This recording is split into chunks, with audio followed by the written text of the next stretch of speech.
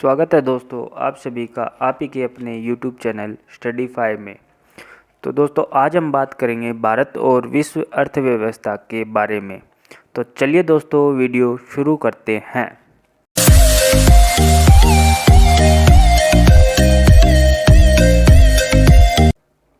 तो प्रश्न नंबर 1, सर्वप्रथम क्षेत्रीय ग्रामीण बैंक की शुरुआत कब हुई? जिसका सही आंसर होगा दोस्तों ऑप्शन नंबर सी, वर्ष 1975 में। अगले प्रश्न की ओर बढ़ने से पहले दोस्तों आप सभी को एक बात बोलना चाहूँगा हमेशा की तरह कि अगर आपने हमारे इस YouTube चैनल को सब्सक्राइब नहीं किया है तो जल्दी जाए और सब्सक्राइब वाले बटन को क्लिक करें और सब्सक्राइब करें। साथ ही दोस्तों पास वाले बेल नोटिफिकेशन को भी ऑन करें जिससे आने वाली वीडियो की नोटिफिकेशन आपको मिले सबसे पहले। और साथ ही दोस्तों अगर वीडियो अच्छी लगी हो तो वीडियो को लाइक करें और अपने दोस्तों के साथ शेयर करना ना भूलें।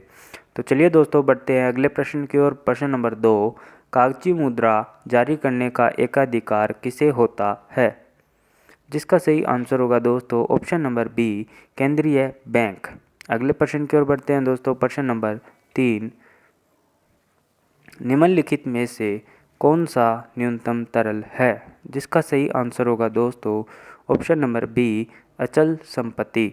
अगले प्रश्न की ओर बढ़ते हैं दोस्तों। प्रश्न नंबर 4, किसी देश का व्यापार संतुलन प्रतिकूल होता है जबकि उनके जिसका सही आंसर होगा दोस्तों ऑप्शन नंबर बी, निर्यात से आयात अधिक हो। अगले प्रश्न की ओर बढ़ते हैं दोस्तों। प्रश्न नंबर 5, भारत की पहली औद्योगिक नीति की घोषणा हुई। जिसका सही आंसर होगा दोस्तों ऑप्शन नंबर बी, वर्ष 1948 में। अगले प्रश्न की ओर बढ़ते हैं दोस्तों। प्रश्न नंबर 6, सबसे अधिक जनसंख्या घनत्व वाला राज्य है? जिसका सही आंसर होगा दोस्तों ऑप्शन नंबर ए, बिहार। अगले प्रश्न की ओर बढ़ते हैं दोस्तों। प्रश्न नंबर 7, वित्तीय पंचवर्षीय योजना का मुख्य था? जिसका सही आंसर होगा दोस्तों ऑप्शन नंबर डी, तीव्र औद्योगिकरण। अगले प्रश्न की ओर बढ़ते हैं। प्रश्न नंबर 8, कृषि क्षेत्र को दीर्घकालिक साख देने वाली संस्था है? जिसका सही आंसर होगा दोस्तों ऑप्शन नंबर बी, भूमि विकास बैंक। अगले प्रश्न की ओर बढ़ते हैं दोस्तों। प्रश्न नंबर 9, केंद्र और राज्य के बीच राजस्व का हस्तांतरण किसके सिफारिश के आधार पर किया जाता है? जिसका सही आंसर होगा दोस्तों ऑप्शन नंबर सी, वित्त आयोग के द्वारा। अगले प्रश्न की ओर बढ़ते हैं दोस्तों। प्रश्न नंबर 10, कृषि आय पर कर कौन लगाता है? जिसका सही आंसर होगा दोस्तों ऑप्शन नंबर बी, राज्य सरकार। अगले प्रश्न की ओर बढ़ते हैं दोस्तों। प्रश्न नंबर 11, निम्नलिखित में से कौन सा अप्रत्यक्ष कर है? जिसका सही आंसर होगा दोस्तों ऑप्शन नंबर डी, वस्तु और सेवा कर। अगले प्रश्न की ओर बढ़ते हैं दोस्तों। प्रश्न नंबर 12, राजस्व बजट घाटे का तात्पर्य है? जिसका सही आंसर होगा दोस्तों ऑप्शन नंबर सी, राजस्व आय पर वृद्धि।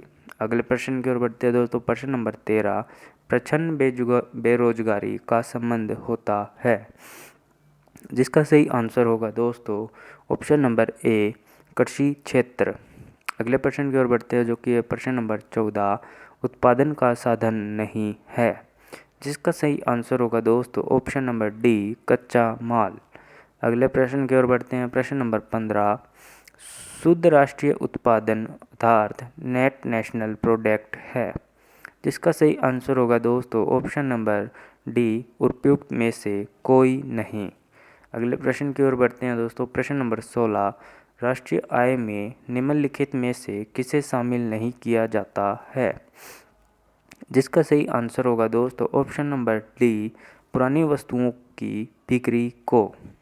अगले प्रश्न की ओर बढ़ते हैं। प्रश्न number 17, an inquiry into the nature and cause of wealth of nation नामक पुस्तक के लेखक हैं? जिसका सही आंसर होगा दोस्तों option number D, Adam Smith. अगले प्रश्न की ओर बढ़ते हैं। प्रश्न नंबर 18, महालनोबिस मॉडल पर आधारित पंचवर्षीय योजना थी? जिसका सही आंसर होगा दोस्तों ऑप्शन नंबर बी, दूसरी पंचवर्षीय योजना। अगले प्रश्न की ओर बढ़ते हैं जो कि प्रश्न नंबर 19, कृषि मूल्य आयोग की स्थापना कब की गई थी? जिसका सही आंसर होगा दोस्तों ऑप्शन नंबर बी, वर्ष 1965 में। अगले प्रश्न की ओर बढ़ते हैं दोस्तों। प्रश्न नंबर 20, नाबार्ड की स्थापना कब हुई थी? जिसका सही आंसर होगा दोस्तों ऑप्शन नंबर सी, जुलाई 1982 में। अगले प्रश्न की ओर बढ़ते हैं दोस्तों। प्रश्न नंबर 21, भारतीय संविधान के किस अनुच्छेद के अंतर्गत हर 5 साल पर एक वित्त आयोग का गठन किया जाता है? जिसका सही आंसर होगा दोस्तों ऑप्शन नंबर डी, 280। अगले प्रश्न की ओर बढ़ते हैं दोस्तों। प्रश्न नंबर 22, 15वें वित्त आयोग के अध्यक्ष हैं? जिसका सही आंसर होगा दोस्तों option number A, NK Singh. अगले प्रश्न की ओर बढ़ते हैं दोस्तों। प्रश्न नंबर 23, सार्वजनिक वितरण प्रणाली का संचालन किसके द्वारा किया जाता है? ऑप्शन ए, केंद्र सरकार, ऑप्शन बी, राज्य सरकार। जिसका सही आंसर होगा दोस्तों ऑप्शन नंबर सी, ए और बी दोनों के द्वारा। अगले प्रश्न के ओर बढ़ते हैं दोस्तों। प्रश्न नंबर 24, जनसंख्या विस्फोट की स्थिति में ऑप्शन ए, जन्म दर घटती है, ऑप्शन बी, मृत्यु दर घटती है, ऑप्शन सी, जन्म दर और मृत्यु दर का अंतर घट जाता है, ऑप्शन नंबर डी, जन्म दर और मृत्यु दर का अंतर बढ़ जाता है। जिसका सही आंसर होगा दोस्तों ऑप्शन नंबर डी, जन्म दर और मृत्यु दर का अंतर बढ़ जाता है। अगले प्रश्न की ओर बढ़ते हैं दोस्तों। प्रश्न नंबर 25, प्रणव गाडगिल फॉर्मूला संबंधित है? जिसका सही आंसर होगा दोस्तों ऑप्शन नंबर डी, विशेष श्रेणी के राज्यों से। अगले प्रश्न की ओर बढ़ते हैं दोस्तों। प्रश्न नंबर 26, स्फीति की दर और बेरोजगारी की दर में विपरीत संबंध प्रदर्शित करने वाला वक्र है? जिसका सही आंसर होगा दोस्तों ऑप्शन नंबर सी, फिलिप्स वक्र। अगले प्रश्न की ओर बढ़ते हैं दोस्तों। प्रश्न नंबर 27, भारत में नई आर्थिक नीति कब अपनाई गई? जिसका सही आंसर होगा दोस्तों ऑप्शन नंबर सी, वर्ष 1991 में। अगले प्रश्न की ओर बढ़ते हैं दोस्तों। प्रश्न नंबर 28, काले धन का अर्थ होता है? ऑप्शन ए, बिना कर चुकाए उपार्जित धन, ऑप्शन बी, जाली नोट, ऑप्शन सी, अवैध रूप से अर्जित मुद्रा, ऑप्शन डी, गुप्त विधि से अर्जित आय। जिसका सही आंसर होगा दोस्तों ऑप्शन नंबर ए, बिना कर चुकाए उपार्जित धन। अगले प्रश्न की ओर बढ़ते हैं। प्रश्न नंबर 29, 15वें वित्त आयोग के सदस्य नहीं है? जिसका सही आंसर होगा दोस्तों option number D, Arvind Subramanian. अगले प्रश्न की ओर बढ़ते हैं दोस्तों। प्रश्न नंबर 30, निम्नलिखित में से कौन वर्तमान में नीति आयोग का पूर्णकालिक सदस्य नहीं है? जिसका सही आंसर होगा दोस्तों ऑप्शन नंबर डी, विवेक देबरॉय। धन्यवाद दोस्तों, शुभ रात्रि। और दोस्तों आप हमें कमेंट बॉक्स में ज़रूर बताएं आपको ये वीडियो कैसी लगी। और साथ ही दोस्तों अगर चैनल को सब्सक्राइब नहीं किया है तो जल्दी जाएं और सब्सक्राइब करें।